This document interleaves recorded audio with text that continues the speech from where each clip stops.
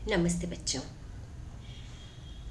परिवार हम लोग पढ़ रहे हैं और परिवार के अंतर्गत परिवार की अर्थ परिभाषाएं, विशेषताएं, परिवार के कार्य और परिवार के प्रकार, ये सभी चीज़ें हम लोग पढ़ चुके हैं। और आज हम शुरू कर रहे हैं पारिवारिक जीवन चक्र, और पारिवारिक जीवन चक्र का भाग 1 आज हम ले रहे हैं। ये भी बच्चों परिवार के चक्र का ही एक हिस्सा है। पारिवारिक जीवन चक्र।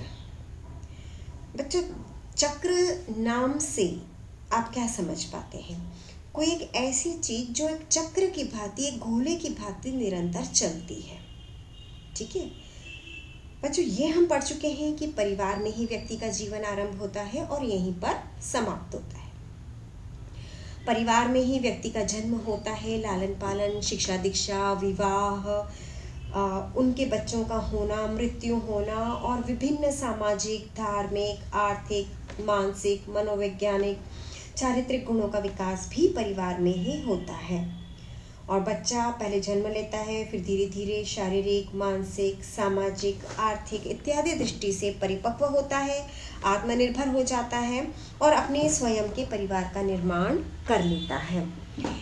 ठीक है, तो ये सब बच्चा कहाँ रह के कर रहा है? परिवार में रह के कर रहा है। अब बच्चों हम बात करते हैं पारिवारिक जीवन चक्र की। परिवार की शुरुआत किससे होती है बच्चों?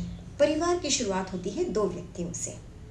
एक स्त्री, एक पुरुष का विवाह बंधन होता है, दोनों में विवाह होता है, पति पत्नी बनते हैं, तो वो परिवार का प्रारंभ करते हैं।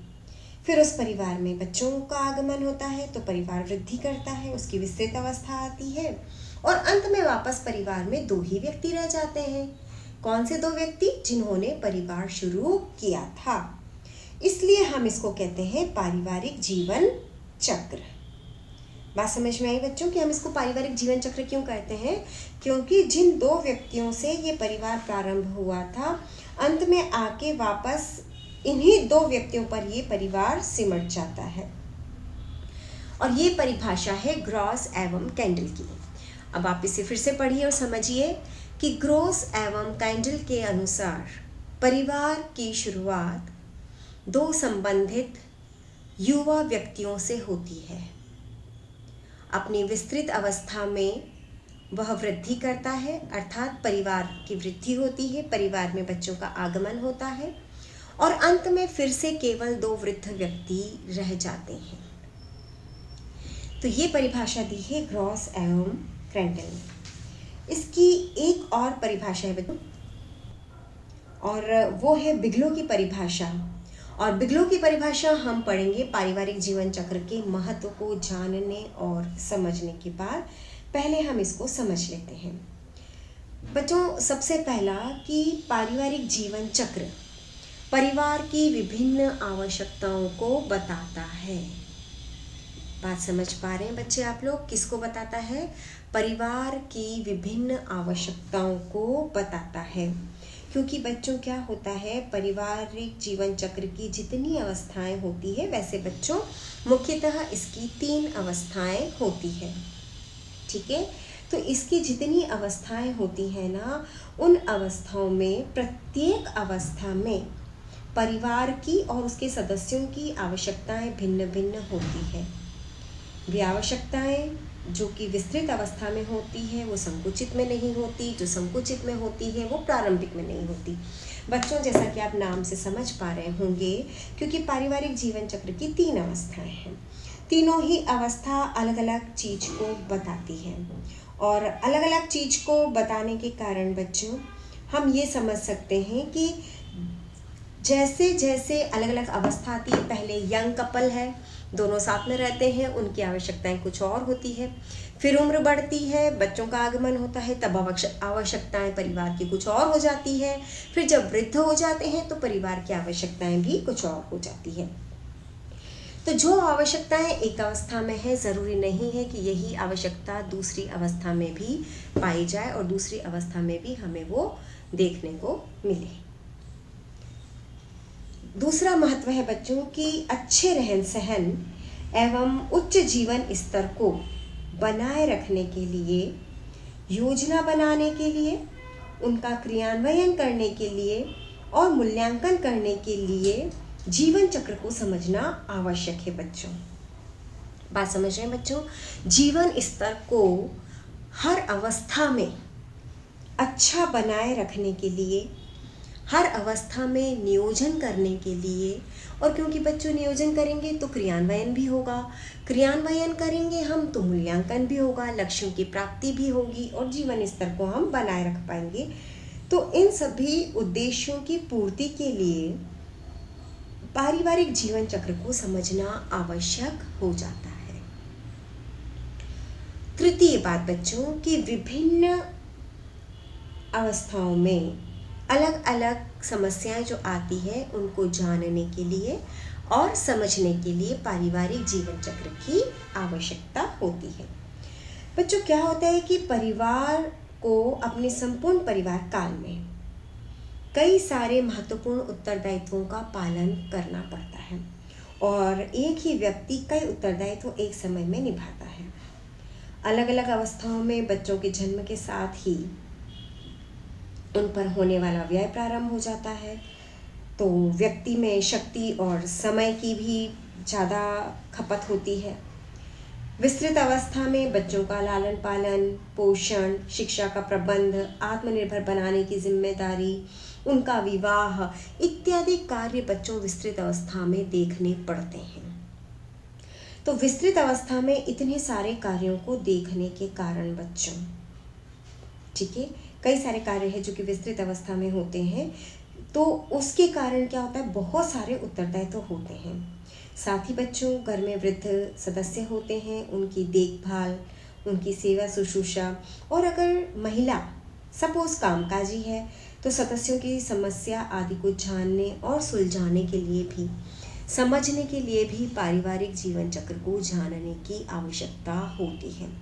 क्योंकि बच्चों जब पारिवारिक जीवन चक्र को जाना जाता है ना, तो ये पता चल जाता है कि अलग अलग अवस्थाओं में जो बच्चों पर होने वाला व्यय है, स्वयं पर होने वाला व्यय है, या हम यूँ कहें बच्चों परिवार पर अलग अलग अवस्थाओं में कितना व्यय होगा, कितने समय की आवश्यकता है, कितनी शक्ति की आवश्यकता है, इन सबको जानने और समझने के लिए पारिवारिक जीवन चक्र को पढ़ना आवश्यक है।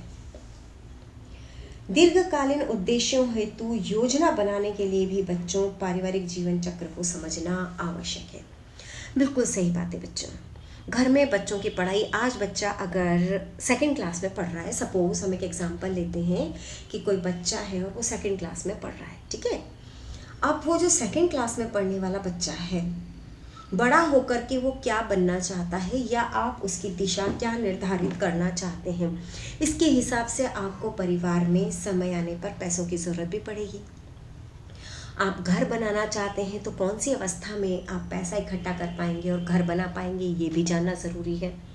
आप अगर बच्चों की शादी बहुत अच्छे से करना चाहते हैं तो किस उम्र में आपको बच्चों की शादी करनी है और करनी होगी, उसको सोच करके उसमें जो लगने वाला समय है उसके अकॉर्डिंग प्लानिंग आपको पहले से ही करनी पड़ेगी। और ये सब कुछ करने के लिए, यानी बच्चों ये भी जो मैंने नाम लिए ना, सारे ही दीर्घकालीन उद्देश्य हैं। जैसे कि आगे जाकर के बच्चे का फ्यूचर दीर्घकालीन उद्देश्य है, घर में बच्चे की शादी दीर्घकालीन उद्देश्य है, घर बनाना, स्वयं का अपना घर बनाना, ये भी तो एक दीर्घकालीन उद्देश्य है। तो बच्चों ये सारे, ये मैंने आपको कुछ एग्जाम्पल दिए हैं दीर्घकालीन उद्देश्य के। जीवन में हमारे सामने कई सारे दीर्घकालीन उद्देश्य होते हैं, लेकिन ये 3 उद्देश्य ऐसे हैं जो कि हर परिवार देखता है और इनका सामना करता है। तो किस उद्देश्य की प्राप्ति उसे कैसे होगी, कब होगी, किन परिस्थितियों में वो व्यक्ति तब होगा जबकि उसे ये उद्देश्य प्राप्त करने होंगे, ठीक है। इन सबको जानने और समझने के लिए पारिवारिक जीवन चक्र को जानना आवश्यक है बच्चों।